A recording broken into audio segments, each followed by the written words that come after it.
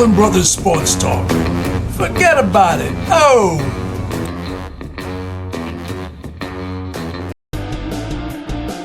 All right, welcome everybody to Brooklyn Brothers Sports Talk. We're the Sage Brothers. I'm Rick. I'm Ed. All right, we're wishing you all a happy and healthy holidays, New Year's, to all our subs and all their families. So listen, today we're going to have a few different takes. We're going to start off with the Mlb signings. So what happened during the holidays, we have Corbin Burns, who just signed with the Arizona Diamondbacks for 6 years, $210 million. That's a great contract. The reason why it's great is because he took less money, a hometown discount, to go back to his family where he's from, Arizona. So that's a good thing for them. Listen, they did a great thing, Arizona. They do have they have a 1-2 punch. Gallen, he's got a 14-6 record with a 3.65 ERA. I mean, this 1-2 punch is going to be awesome. They're going to match up against the Dodgers, the Giants, and the Padres. And the Diamondbacks are not done yet. I agree with you. That's true, right? So my sources, remember what I said before in 2024. Gleyber Torres will not sign with the Yankees. Yankees made no formal offer. Instead, he signed with the Tigers for 1 year, $15 million. Now remember, Yankees made no offer, so he had no other choice to go somewhere. So he went to, I guess he might have some friends on the team in the Tigers, but that's where he went. Also, he has a close relationship. He has a close relationship with Baez. I knew he knew somebody there. You're right. Baez is his boy, so he went there to at least have somebody that he knew and was familiar with. But 1 year, $15 million, Gleyber Torres. Now, according to other reports, the Tigers also pursuing Bregman and Santander. But talks are out there that the whispers is that Bregman's not seen eye to eye with the Tigers on money. So between me and you, we both agree he's not going to sign with the Tigers. And Santander, there's a few teams out there. What do you think, Ed? Well, according to reports out there, the Angels and Mets have also entered the sweepstakes for Santander. His power bat, as well as versatility playing right field and first base, could bring a very good thing to both teams. But I think what the Mets are doing right now with Alonso is right now they're looking at sticking to their guns. They're pretty much holding their ground. They're looking at 3 years, the Mets, at $90 million. Alonso's not budging. The Mets are not budging. There's reports out there that Alonso's looking for in the neighborhood of anywhere between 4 to 5 years. I think the Mets. Right. I think what the Mets are going to do. I think the Mets, if things don't go their way, and I think that, they might have to shift gears. If they shift gears, it is. I think they can do double swoop. The Mets can make a major trade, blockbuster trade for Guerrero. Now the Blue Jays, they're looking to contend this year, so they were going to want major league ready baseball players to contend this year, and obviously the Mets have the prospects to do so. So I can see maybe the Mets, if things go sour, Alonso is not going to obviously change his mind. He wants 4 to 5 years, and the Mets are sticking to their guns. The sources out there saying the Mets are not going to move from 3 years. And if the Mets decide to go in a different direction, I feel the Mets will do a double swoop, putting Bregman at third base, Gold Glove third baseman, having Guerrero first, and in that pop, both of those hitters will have protection for Soto. But let's not forget about Francisco Lindor. And I also believe that with those two there, the Mets can really maybe go all the way. Go to if all the pieces fall in place, I think the Mets will pretty much be great in contention with the Phillies and the Braves. What do you think? I mean, personally, what I think Alonso, he's pretty much got screwed over by Scott Boras. He's going to have no takers. Maybe the Giants are whispering a little bit, but I think he's going to eventually sign with the Mets anyway for $390 because he has no choice or he won't have a contract. But if he does stick to his guns, I think that having Guerrero, even though they weren't talking too much about him, it's a trade, and you're correct.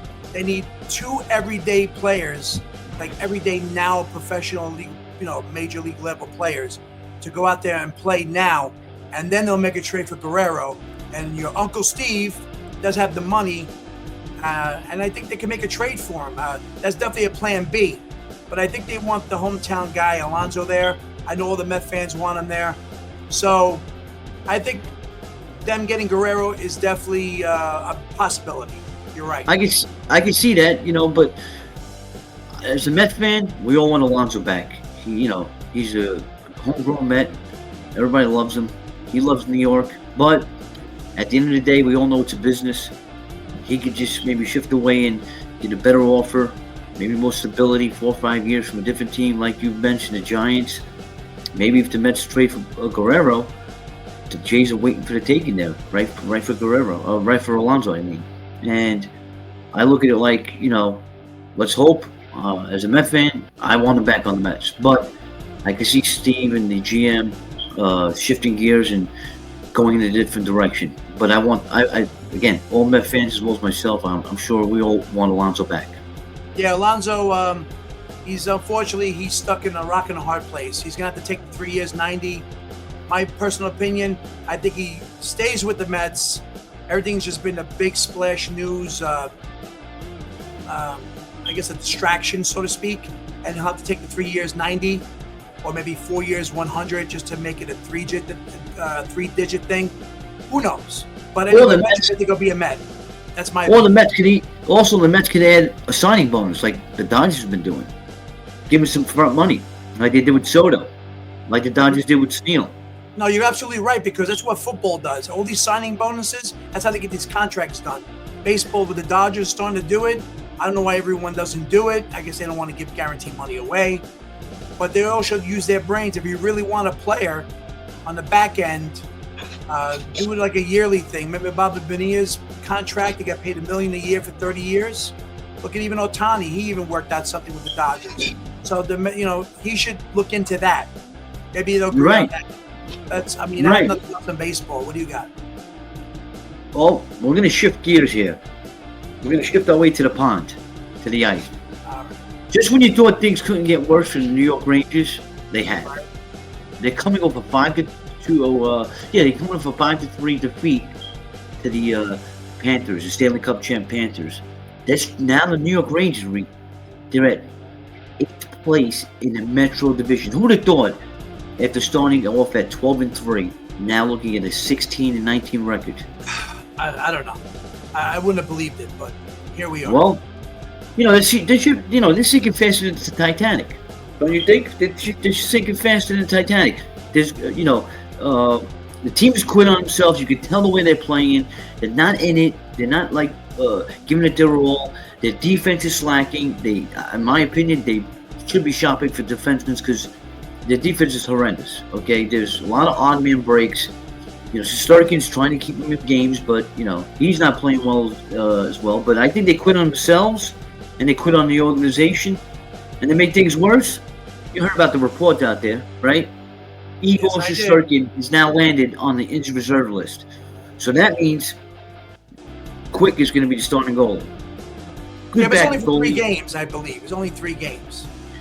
But that's another 3 games that the Rangers can't afford to, keep sinking. Like you said, how bad can it be? It's gone to worse already. Well, we can only get better. Well, yeah. Well, there's too many talks out there. Chris Kreider's name's been thrown out there a lot, and I think that has disrupted the locker room. And I think big changes are coming, Rick. Big changes are going to be coming soon. You're right. In my opinion, Coach P has lost the team. And like you mentioned, Kreider's name being out there, that is like blasphemy. You're trying to get rid of one of the most beloved Rangers on the team, and you're trying to trade him, trying to get rid of him. You know what? Get rid of everybody. Clean house. Try to keep. I want, to be honest with you, personally, Coach P. Lavalette has to go. He has lost the locker room. He's making the organization look bad. The locker room, I think they're turning on each other back there as well. Reports are out there from Larry Brooks, right? Yeah, because if you think about it, how many team meetings can the team have? Player meetings, team meetings, nothing's changing. They've lost, again, the big defeat. They were in it 3-3 with the Panthers, and they gave 2 quick goals. And going that, the last goal on the 5th goal was an empty net, but still, they lost another heartbreaker. They haven't won. They don't know what it means. And here's one last thing I'll leave you with: the Rangers. Okay. What's that? Vanderjet, as well as Fox, 2 teams that I heard out there that are rumbling where not concrete, but they could be maybe traded. We know Zibanejad is on the block. We know that. His just one problem with him is that he has a no move clause. So it's up to him if he wants to get traded. But I think the Rangers are using the same tactics they did with Trouba, making things bad for him, putting it out there in the press, making things look bad. And I think sooner than later, Zibanejad's going to crumble and say, you know what? Ship me out of here. Yeah, Big changes are coming, Rick. Big changes are coming, Rick. I know. Rangers are in disarray. I mean, but listen, let's stop talking about all this bad stuff. We just started 2025. Let's go with the good stuff. Now, switching over to the hardwood. We're talking about the New York Knicks. Go New York, go New York. That's it. Go New York, go New York, go. These guys are going off. They have their big three. You got Jalen Brunson, Karl Anthony Towns, and OG Anunoby. These guys are playing lights out. It's not just them either. You got a bench. You got Josh Hart, who's a deep bench. What's that? A deep bench. Oh, very deep bench. I mean, you just got. How about the trade they made with the Nets? They got Michael Bridges, who's also a 3-point active, shooter. He's a 3-point shooter. Josh Hart's a 3-point shooter. And correct me if I'm wrong. It looks like not just the Knicks, all teams are shooting threes and shooting at a higher percentage. It looks like the game is coming easier for some reason. I guess they're all practicing their three. And the Knicks have a center About the Knicks. in town. The Knicks have a center in Towns. He could drain from the inside. He could drain from outside, hit threes. He's also great on the low block. Right. He's a good rebounder. And now the Knicks defense, like you mentioned, the Knicks defense, they're pretty tough. They're pretty good defense. They're because Bridges is a good defender, man. Yeah, Bridges. That's what I Very like. Bridges on defense. Bridges is amazing. But listen, like I was saying, you said Towns could do it all. Yeah, he could do everything. Hit threes, rebound, assist, pass. He's got this look on his face. He's got a smile on his face. He's so happy to be a Knick. And they're on a 9-game win streak. They won 10 out of the last 11. So they're 10-1 in the last 11 games. And tonight, New Year's Eve, they played the Utah Jazz. Let's make it New Year's Day. 11-1. New Year's Day. I'm sorry, New Year's Day. I said Eve. New Year's Day. Correct. We were drinking too much last night. I guess I was. I'm still going on New Year's Eve time. But anyway, yeah. New Year's Day game, Knicks, Jazz. The Knicks are going to win. And there's nothing else to talk about. We know the Knicks are going to be championship bound.